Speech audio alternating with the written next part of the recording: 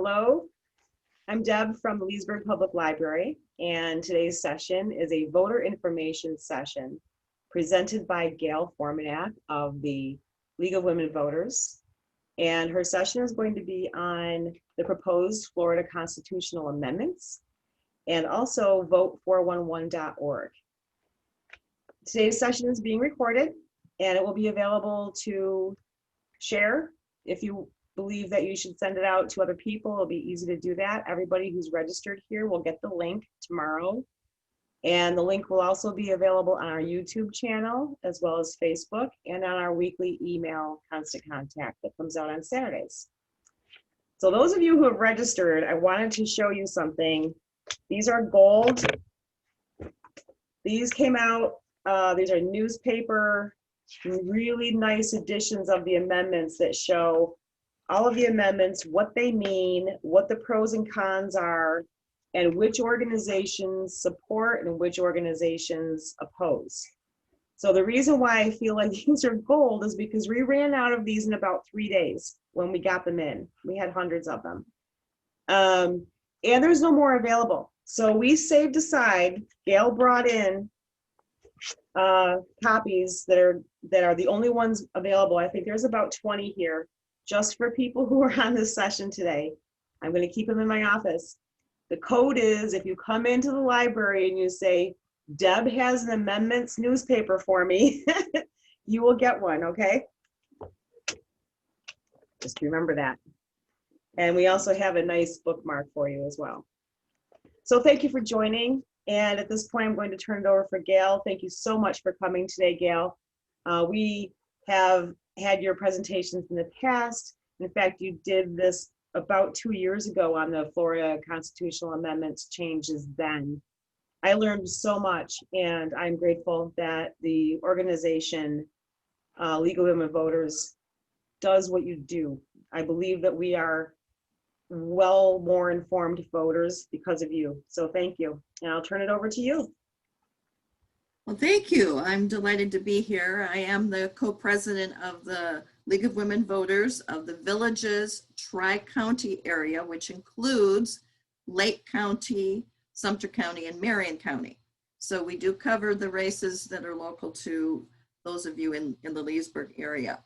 But today we're going to start with those amendments that will be on all of ballots in the state. A couple of things on Zoom. I am going to be sharing a PowerPoint screen. So if you are seeing right now 6 little squares, that means you are in gallery view. You would be much better off seeing it in speaker view, because that is going to then make my screen big enough for you to actually read. Otherwise, you're going to just see it in the small little version. So to get to the speaker view, take your mouse and up in the right-hand corner on a computer screen, I don't know about your iPhone, Marjorie, I'm not sure where it'll be. It might be in a different spot. But if you click on view, you can toggle between speaker view and gallery view. So the speaker view will put my screen, should put my screen as the large one because I'm the one that's talking. I think I will mute, or maybe I would suggest that maybe you mute. So I hope you see my screen as the large one, and I'm going to now go to the PowerPoint and get that going here.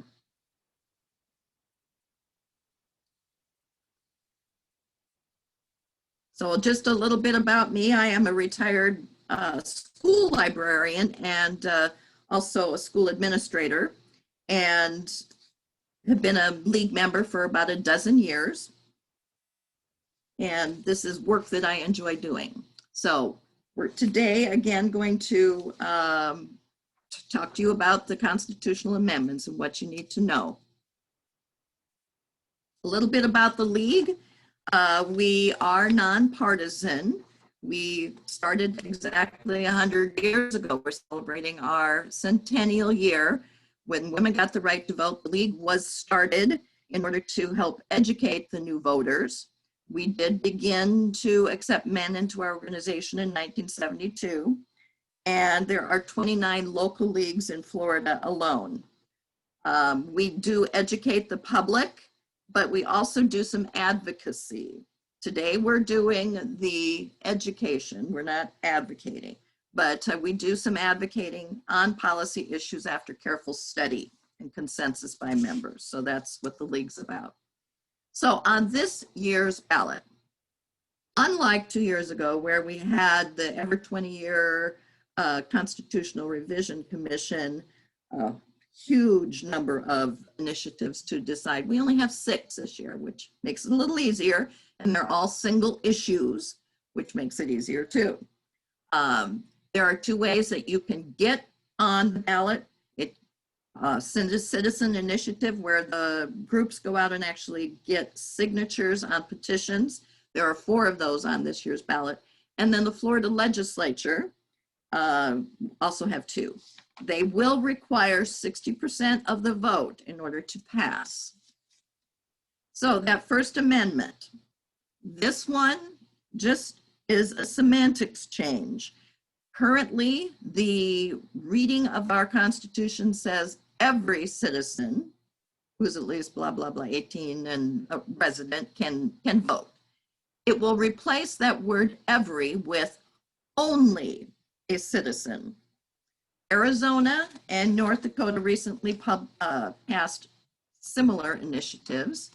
Basically, the yes vote would replace that word every with only a, but it still retains the existing voting regulations and procedures. So I just want to emphasize that it will change nothing. Currently, only citizens can vote. Okay, so if you vote no, it basically keeps the current constitutional language.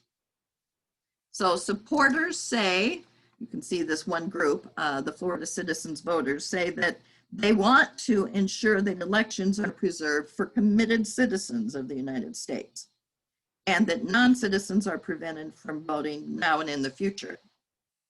So now critics say that there are very few instances where non-citizens have purposefully gotten on the voter rolls and voted, citing a 2012 investigation of 180,000 names. The investigation found only 85 names on the list that were not eligible to vote. Okay, moving on to Amendment 2, and we'll take questions at the end on any of these. So if you want, you can jot them down or add them to the chat box or whatever in case you forget. Amendment 2, just a little overview. This one is all about raising Florida's minimum wage. It did originate by Citizens Initiative. It establishes incremental increases to the minimum wage, the Florida minimum wage, starting September 30th, 2021. So currently that minimum wage is $8.56 an hour. It would go up incrementally until it reaches $15 an hour on September 30th, 2026. And then later increases would be pegged to the annual inflation rate. So a yes vote would mean that a current minimum wage full-time worker now is making $17,800 a year.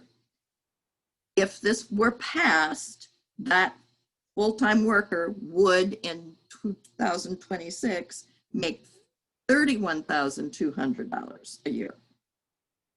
Now the tipped minimum wage is currently $5.54 an hour, and it would also go up a bit.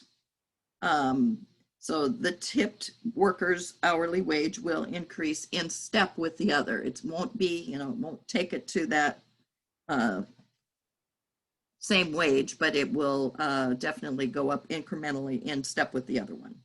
The Florida Division of Elections estimates that the higher minimum wage would cost state and local governments $16 million in 2021 when it would go into effect, and up to $540 million in 2027. That's because the governments are employing some minimum wage workers, evidently.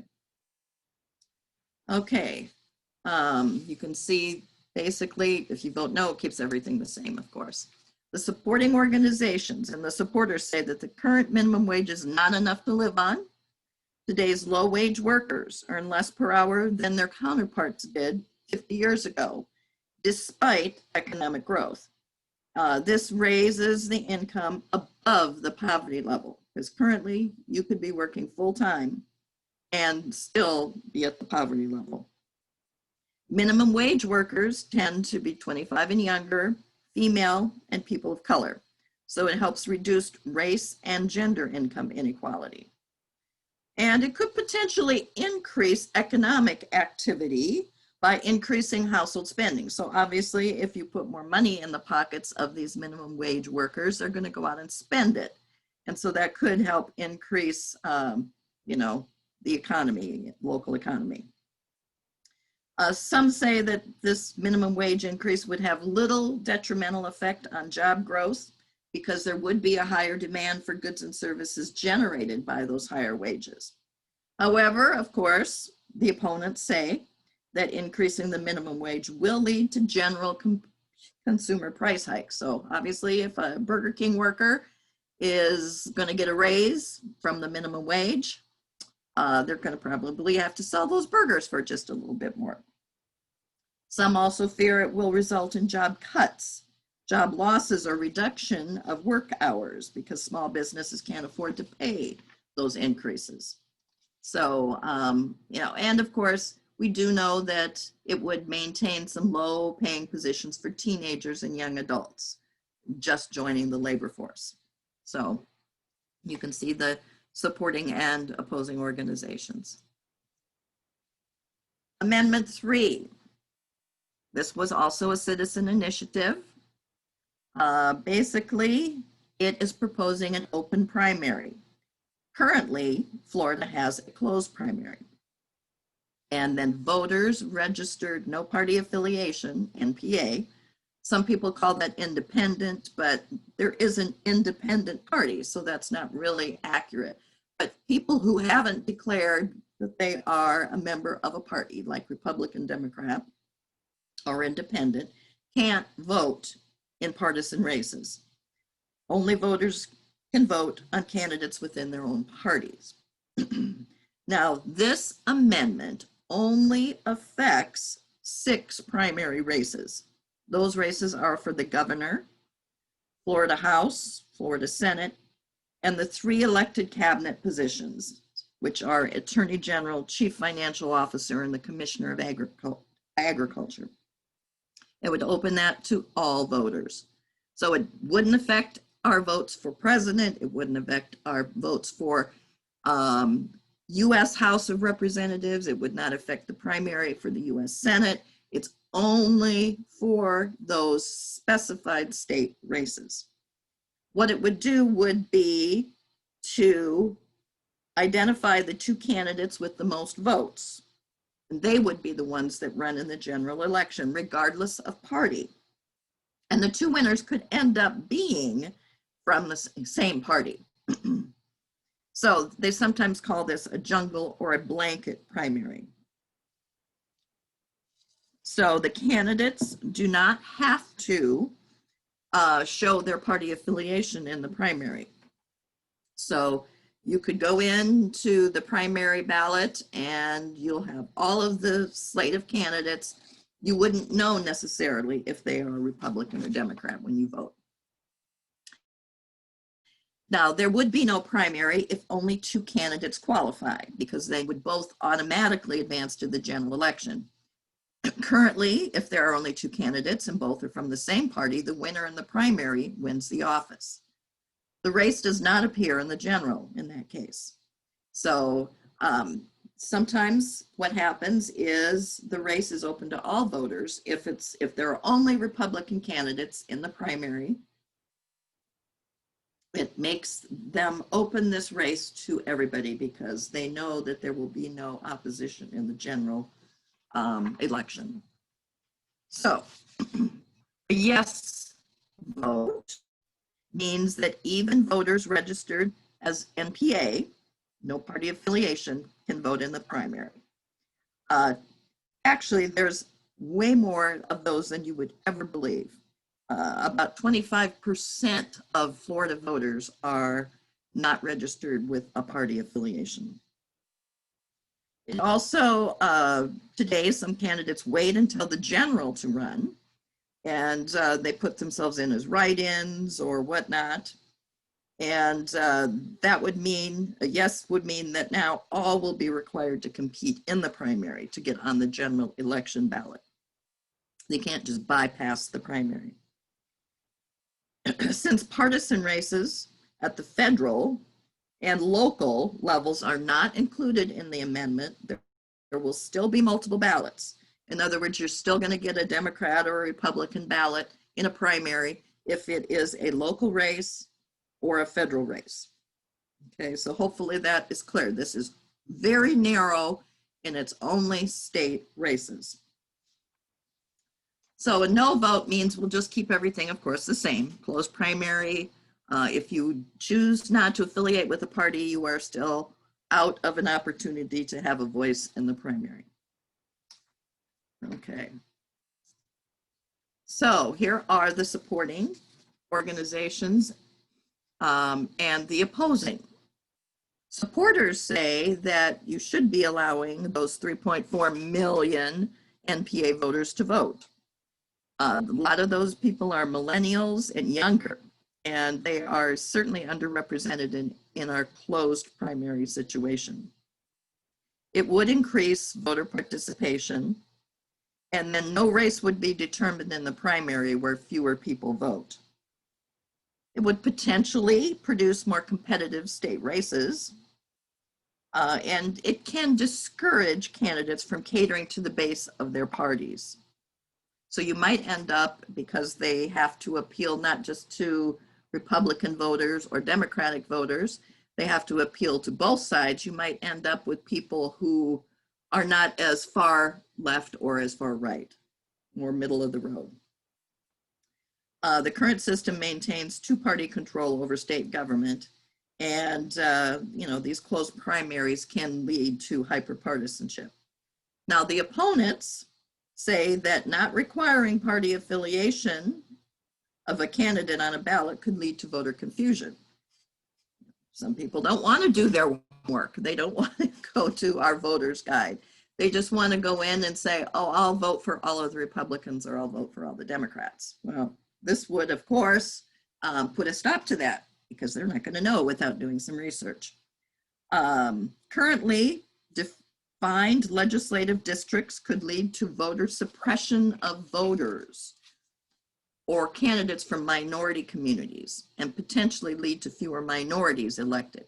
That is coming from a couple of studies out of the Miami Herald and the Tampa Bay newspaper. So they've done some investigative reporting and believe that it could impact minority representation in some of our state legislative districts. Of course, the parties do not certainly oppose this because they want to make sure that they have a candidate on every general election ballot, and this could potentially undo that. So anyway, an open primary could undo a system designed to prevent political corruption and closed-door deal-making.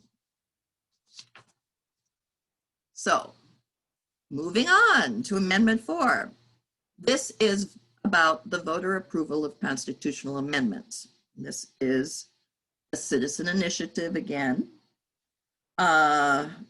Currently proposed amendments require 60% supermajority of voters to get approval. Amendment 4 requires the voters to get that 60% majority in 2 consecutive elections. So that goes without saying that it will be more difficult and will take longer to get those amendments passed. Now, this applies to all amendments. It doesn't matter how they originate. So it's the case that they will have to be approved in 2 elections, whether they come from citizen initiative or from our state legislature. So again, there's those 2 ways To get on through the state legislature, there has to be a joint resolution agreed to by 3/5 of both houses. And as far as a citizen initiative, right now it requires signatures equal to 8% of the votes cast in the last presidential election. And they can't all be from the same geographic area. They must be spread out over 50% of the congressional districts. So in other words, you can't just go down and have a big signature drive down in Miami and South Florida. You're going to have to work it throughout at least 50% of the state legislative districts. And then of course we have the CRC, the commission, the commission that comes together every 20 years. That would have required then too, if those amendments would have been under this system, this passed, then we would be voting on that whole slew of amendments again this time around. So amendments created by citizen initiatives only require signatures to get on the first ballot. If the measure passed, it would automatically show up on the ballot in the second election. So you only have to get the signatures once. However, that doesn't mean there isn't, still additional cost. So this is the current versus the proposed process. Hopefully you can see in those little boxes that this adds steps, okay? Definitely adds some steps and more time for this to happen. So the blue boxes show the steps that would be added if Amendment 4 is passed. So typically there would not be a general election again until 2 years later. I mean, I suppose there's a possibility there could be another special election, but typically it would take another 2 years for it to happen. And of course, this will be the second time the process for amending the Constitution has been made more difficult. Following the 2006 election, the percentage required for passage of an amendment was increased from a simple majority of 51% of the voters to 60% of the voters. So a yes vote, basically, you're adding that additional step, the additional election. It'll delay, of course, the time. And obviously, if you vote no, it stays the same. Now, supporters say that it reduces the amount of whimsical amendments. That's according to an attorney for the initiative sponsor, Keep Our Constitution Clean. I can't quite believe that some of these amendments would be really considered whimsical. It takes an extraordinary amount of effort to get the signatures and then do the advertising to really inform the public about these amendments. So I find that term whimsical rather ironic. But opponents, and there are plenty, say that it greatly increases the difficulty of amending the Constitution by any means. It adds more burden to an already expensive and difficult process for citizens to exercise their rights to decide the contents of their Constitution through direct democracy. It also limits the voters' ability to amend the Constitution and act as that check on the legislature when it fails to pass laws that are important to citizens, or when it passes laws that are unfavorable. It provides well-funded corporate interests a second chance to defeat publicly popular amendments that initially pass. And I will just make a comment there. The example used is there have been several amendments in the last 4, 5, 6 years that have come from like solar interests, those kinds of things. And the vigorous opponents to those are the power companies. This would allow the power companies that are well-funded a second opportunity to get those amendments defeated. And then of course there is the delay that it would take. So that's the crux of Amendment 4. Amendment 5. This is the Save Our Homes credit. and it limits the property valuation increases on houses covered by a homestead exemption to a maximum of 3% or the percent change in the consumer price index, whichever's less. So obviously, the longer you live in a house, the greater the gap between the assessed value and the market value. So if you buy this house at $100,000 25 years ago, it could very well be worth $500,000 now, depending on, of course, where it is, etc. So the longer you live in a house, the greater that gap becomes between assessed and market value. Now, the difference between those is the Save Our Homes benefit. The portability means you can transfer the benefit you've been accruing from your old house to a new one. So let's just say after 35 years, you decide you want to downsize. Okay, but you've got this big credit that you've accrued because of the difference. So the portability period is the length of time you have to transfer that benefit from your old house to a new one. Currently, you must make that transfer within 2 years. Amendment 5 would increase it to 3 years.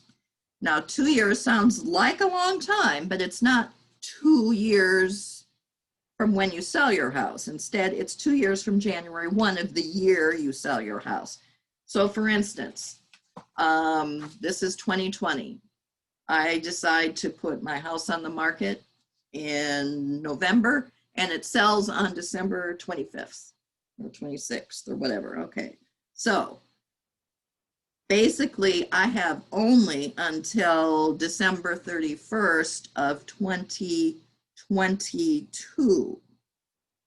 So, no, excuse me, I said that wrong, 21, because I've only got a little over 12 months to get that new house built, for instance. Let's just say I choose to rent and that new house is being built and it's not quite ready. So what this would do would be you would get 3 years, because that January 1 start date is the kicker there. So if you are, in the process of closing on a home toward the end of a calendar year, you don't really get 24 months. You're getting more like 13 months. So this is just an example of what happens with the market value. You can see how the market value increased from 17,650 from 19 to 20. The assessed value only increased 4,490 because of that Save Our Home statute. So when assessed, the market value and assessed value were the same, or when purchased, they were the same, because the owner moved to Florida from out of state and had no Save Our Home benefit. But over time, the market value increased a lot faster than the assessed value. And so the difference becomes 73,000. So if the owner sold this house, transferred the benefit within the 2-year portability period, that 73,110 would be deducted from the assessed value on their new homestead. So a yes vote would extend that period to 3 years, okay? So it would definitely help people who are doing these transitions. A no vote, homeowners who sell their home at the end of 1 year and build a new one may have to only a few months or less to make that transfer. And because it keeps it the same. And here's who's supporting. Now, supporters say it helps them sell their home later in the year. It gives them more time to get that transferred. Opponents say that they believe no tax source or revenue should be specified, limited, exempted, or prohibited in the Constitution. So that is the basis of the league's position. They just don't think this belongs in the Constitution. Okay, Amendment 6, the last one. Little overview on this. This again was a legislature proposed amendment. This is about veterans with permanent combat-related disabilities who are granted a homestead property tax discount. That discount expires when they die. This amendment would transfer the benefit to the surviving spouse. And now the surviving spouse will lose that tax discount if they remarry. If the surviving spouse moves, they can transfer the benefit to a new home. However, the amount cannot exceed the original dollar amount. So basically, this is what happens. You would extend that homestead property tax to the surviving spouse of a deceased combat injured veteran. And the no vote keeps it as it is. Supporters say that this helps the spouses of veterans who were permanently disabled, and that the sacrifice that the veteran made for their country likely impacted the spouse both emotionally and financially. And again, the opponent here says no tax sources or revenue should be specified, limited, exempted, or prohibited in the Constitution. This seems to be a very popular thing to do. Homestead exemption benefits have been improved for veterans 3 times in recent years, reducing tax revenues each time. And that, of course, does impact current property tax revenues available for funding local schools and other services like police, fire, and infrastructure. So all the information you need to know from the League, vote 411. In fact, I'm going to, I'll take questions now on the amendments, and then we'll go into the vote 411 presentation. So any questions at all on the amendments, you can unmute yourself or put them in a chat box. I have a question, Gail, on citizens initiative. Can you explain, you mentioned it as if it was one of 2 ways that constitutional changes can get on the ballot. One was citizens initiative, right. One was the state legislature. So can you explain what citizens initiative is? Right, the citizen initiative is where you go out and get those signatures, and you need 8% of the number of people who voted in the last presidential election. So that's the magic number of signatures you have to have. And of course, some of them are always examined and thrown out. So I know that these groups always get way more than that because they just do. So it is an arduous process to get these initiatives onto the ballot. So if these things, for instance, if proposal 4 passes and we have to pass them twice in 2 consecutive elections, you don't have to get the signatures the second time. It will just automatically appear on the ballot the second time. It's just going to slow down the process and allow the opponents more time to ramp up their opposition, I guess, if they happen to be defeated the first time around. So yeah, if that helped you. Okay. Any other? Gail? Yes. What does anybody know what's the federal minimum wage? That's a good question. I should know that, but I don't. I should too. I do not know. I do not know. I don't think it can be more. So Google that. Yeah. Yeah. Google that. I will have to Google that. Okay. I just did. It's 725. Okay. Oh, okay. I figured our Florida one had to be higher than the federal, because otherwise the federal would be in place in Florida. So yeah. Okay. Anything else? Otherwise, I'm going to go to a little other demonstration here. I'm going to have to leave, Gail. Thank you very much. Oh yeah, yeah. Here, and I know how I'm going to vote on all of them now. Okay, very good, very good. Okay, bye. I just want to point out these are very important dates. It's not too late to request a mail-in ballot. You can request up to the 24th. And early voting, which is happening soon, available at the Leesburg Library, among other locations in Lake County. is available October 19th through 31st from 10 to 6. And of course, that general election date, November 3rd, 7 to 7. So, I'd like to just jump in. You just gave me the opportunity to yes, talk about what's happening is people are bringing in their ballots now to the library. Mail-in ballots are not handled by library staff. They're only handled by supervisor of election poll workers. Starting on the 19th is when they can come to the library with their ballots. The alternatives right now are to use the post office or to go to Taveri's and drop the mail-in ballot at their drop box on Burley Road, the supervisor of elections. So starting on the 19th, yes, people may come in with their ballots and the poll workers will have a drop-in for them. Okay, thank you. yes, very critical. With all of the concerns about the mail system right now, don't wait until a couple of days before to drop it in the mail. Definitely think about delivering it to an early voting site or your supervisor of elections place for sure. Here's the Lake County vote site. It's got all of the information you need. If you're wondering where those early vote sites are, it'll be right there. You can find out what you need. So we're going to talk about the online voter guide for Vote 411. So I'm just going to do a little demo now. And I'm going to go to, let's see.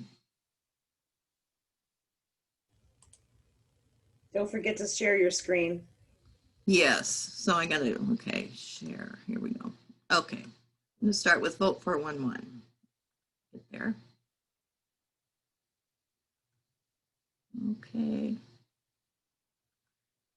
I have 3 of them, so I had all 3 of them pulled up and doesn't want me to go to, here we go, Vote 411.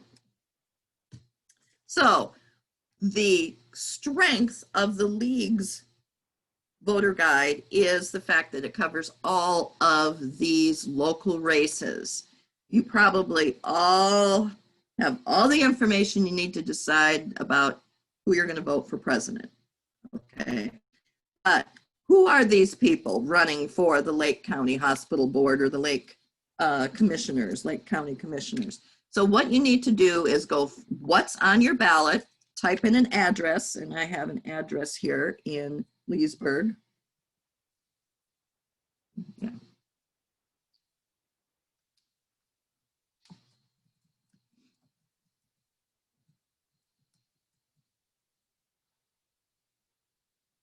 Oh, for heaven's sakes.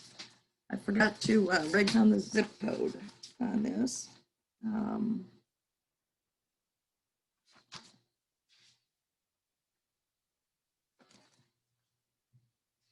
Here it is, 34748. Okay. So it will look up your ballot. Of course, everybody's ballot is based upon where you live. And it'll come up. And basically, you can go to my races. So here are a whole bunch of races. Let's just say we're going to start with State Representative 32. So in this case, the incumbent, Anthony Sabatini, chose not to answer our questionnaire. However, here you can read all about his opponent, okay? Now we're going to go to the Lake County Commissioners, and it will tell you who has responded and give you a little bit of background.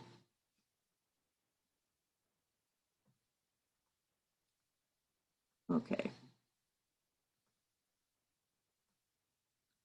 So I'm guessing some of these people have not responded, which is sad. Anyway. Yeah, they haven't. There are the questions for them. Okay. So, back up.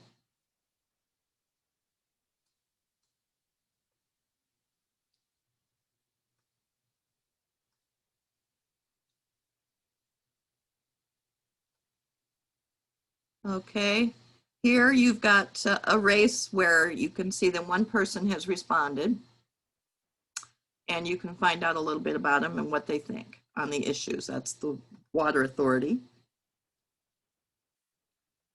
In this case, both people responded, and you can read their reasoning for their experience and skills that they feel qualify them for the office, the challenges, etc.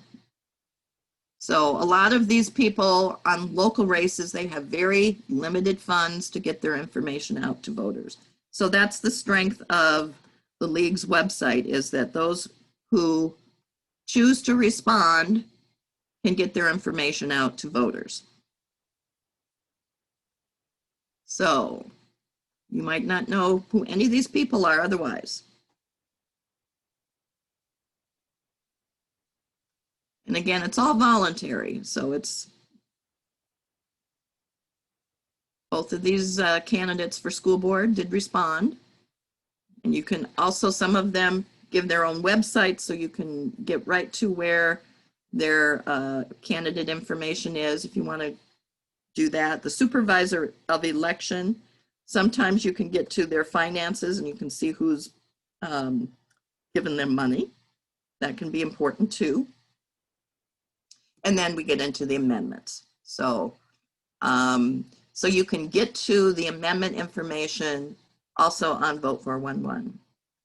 Now I'm going to go to another website. Let's just say that you didn't find information about a candidate that you know has been in office already at the state or federal level. That is where you can go to Ballotpedia.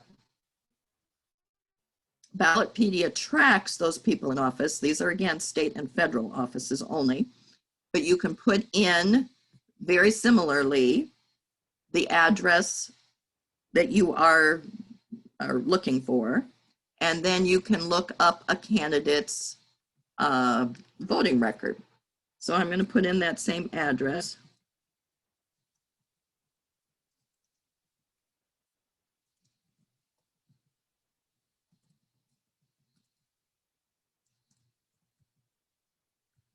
Okay. And of course, it takes a little while, but then you can choose the election. I'm going to look at that November 3rd election. And it will load the ballot, the races. It's got the amendments. And it starts, of course, at the top with all of the candidates. Now here, Daniel Webster did not respond to the league's questionnaire, and I'm sure that he didn't respond here. But the nice thing about this is that I believe that we'll give some of the votes and whatnot, his stances on some of the issues. So it'll tell you a bit about him, how long he's been in office, what committees he's served on, a little bit about his background, his committee assignments, and key votes.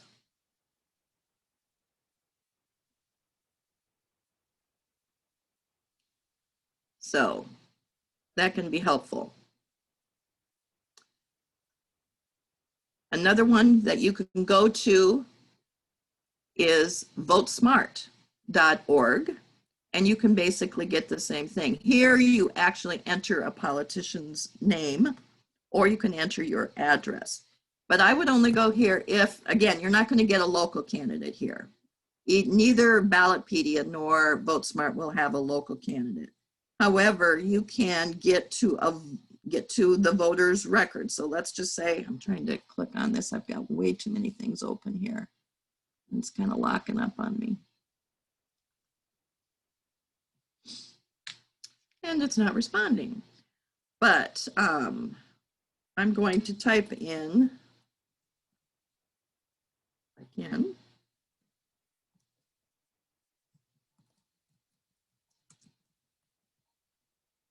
And I'm going to ask for his positions.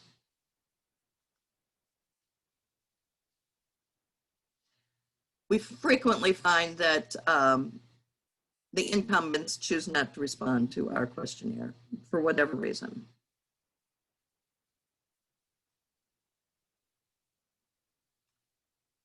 And it's just very slow.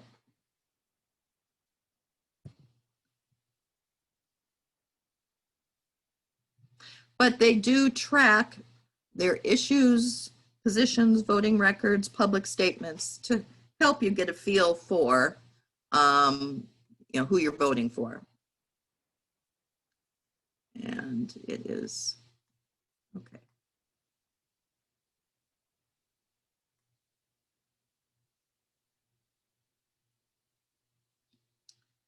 Well, I did.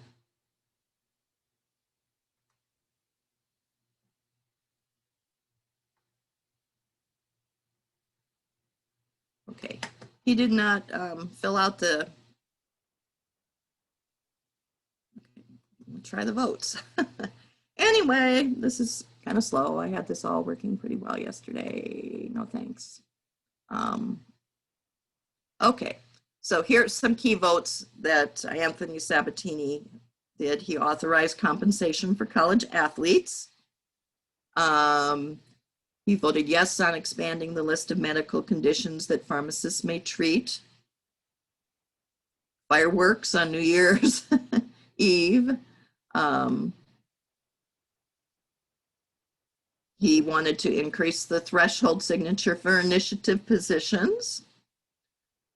E-verify immigration checks.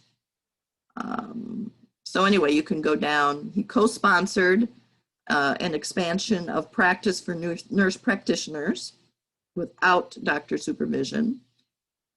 So it'll tell you what he has been supportive of. Authorizes firearms on school campuses.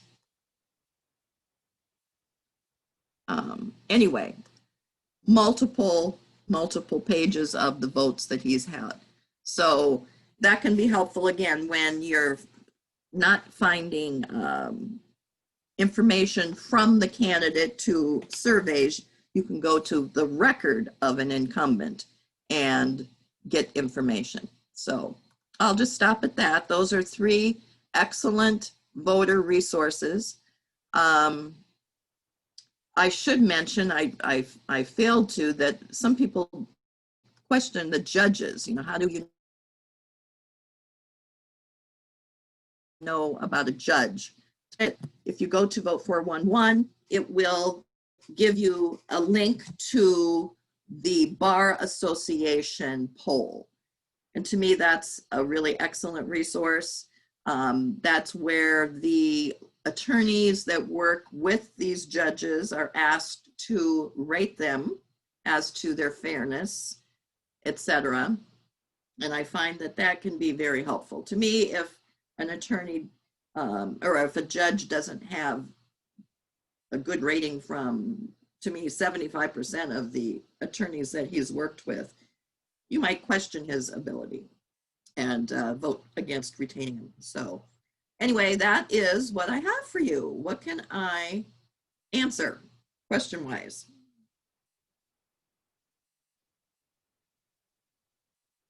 Otherwise, I'm just going to encourage everybody to vote. Your voice is critical as a citizen, and all of these offices from the top to the bottom make a difference. It's not just who's going to be in the White House for 4 years. Think about the decisions being made at the local level. Think about the decisions being made in our courthouses. In addition to those amendments to the Constitution, all of those can impact your life.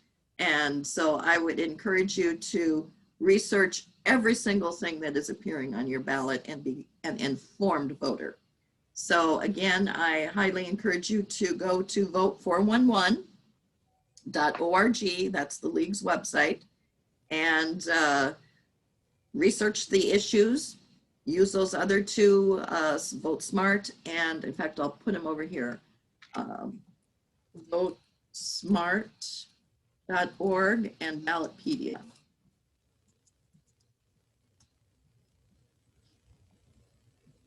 Both Gail,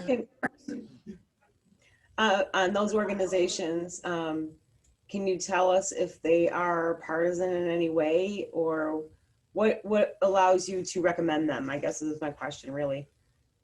I believe they're nonpartisan. They present information. They're not endorsing candidates. They're just putting information out there for people to assess on their own. So I've never seen any endorsements of candidates at all. So Okay. they are making an effort, I believe, to present nonpartisan information. And also that then leads me to the way that I describe the League of Women Voters to people, and I can make it concise. I just want to make sure I'm right, that the League does not take a position on people, but they do take a position on issues. That is Right? correct. That's it in a correct. nutshell. Okay. Mm-hmm. And I like that. I like all the research that are done on the amendments. It's very helpful.